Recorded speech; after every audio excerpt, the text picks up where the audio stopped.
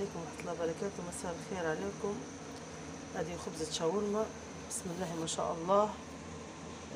بندير شاورما فدرتها في الحوش، بسم الله ما شاء الله. تجي بسم الله ما شاء الله أحلى من اللي نشرو فيها خبزة الترتيلة اللي نشرو فيها من الشارع، أحلى منها والله. ننصحكم منكم تجربوها، بسم الله ما شاء الله. مكوناتها بسيطة، جيها تو نوصلها على 2. أنا كيف درتها كيف كملتها. تجي بسم الله ما شاء الله خفيفة، بسم الله ما شاء الله، بسم الله ما شاء الله خفيفة. لو بنديرها الحشوة اللي بنديرها للشاورما وبنديرها ان شاء الله. مرة تانية ان شاء الله حنزلكم طريقتها، اني امتى عجنتها ما نزلتش طريقتها الحق، نسيت.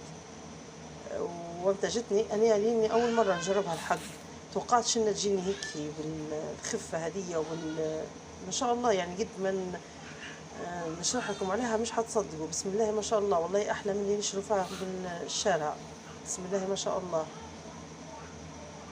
فحنشاركها معاكم بإذن الله. حندير مرة تانية العجينة وحنشاركها معاكم، سهلة بمكونين العجينة بس، بسم الله ما شاء الله.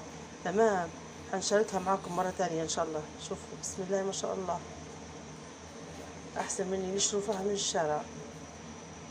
في رعاية الله، نهاركم سعيد مبارك.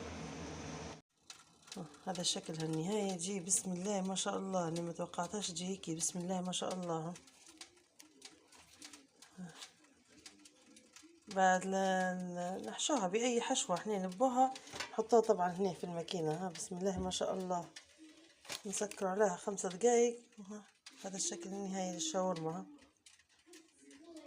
خفيفة جنينة، بسم الله ما شاء الله. حننزل طريقتها بإذن الله تعالى، في رعاية الله.